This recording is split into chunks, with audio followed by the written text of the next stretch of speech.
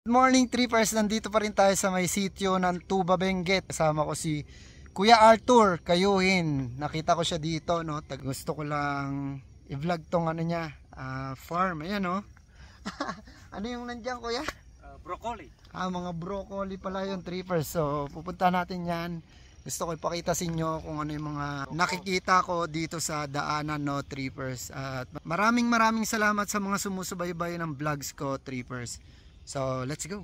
Hindi naman ako magmadali. Tapos na naman ako sasakyan ni Kuya ito, pero baka what a view, trippers, oh. Oh my God. Sayote naman ito sayote. Sayote, saan po? Ay, ayan pala. Nalagyan nila ng barot. Oo. Yung wire para siyang pagkapitan ng yung sayote para siya ay mamunga. Oo, yan yung mga no, talbos. Iba naman yung talbos, Ay, iba pa pala yun. Yung talbos nasa lupa. Oo. Pero ganito nilagyan ng wire, yan ang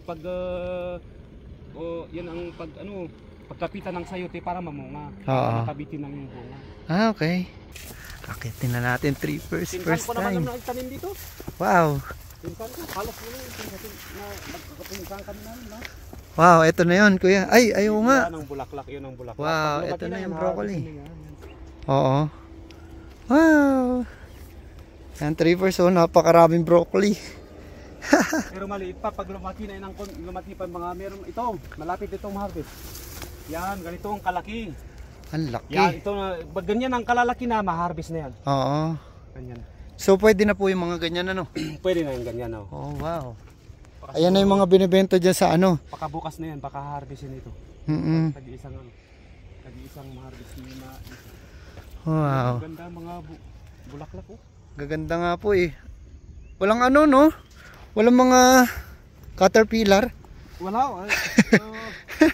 Pag ganitong malinis, baka ini-spray nila. Pero hindi naman pag broccoli lang, hindi na masyado sirain ng mga uhod ito, hindi. Sa Marcos ay halos pinsan kami natin. Okay po. Lah, grabe oh. Bangin na pala trippers, muntik ako maano. Yan sa Delikado to trippers, oh. Muntik na catch. So ayun trippers, oh, sana na-enjoy nyo yung mga pananim dito, no. Ganda. Ang ganda nila. Ang galing nila magtanim, trippers.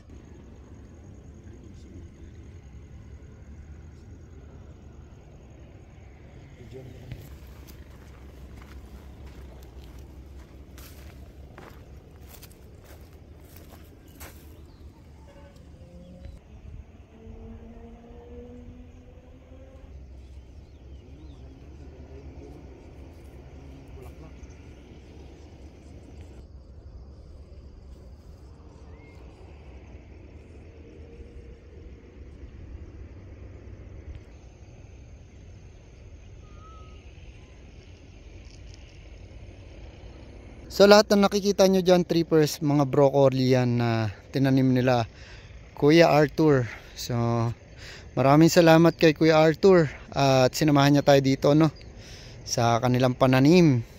So na-enjoy ko to at sana na-enjoy nyo rin tong pamamasyal natin trippers. Wow, napakataas talaga. So dyan sa babae napaka init. So dito napakalamig trippers. Iba talaga yung klima dito.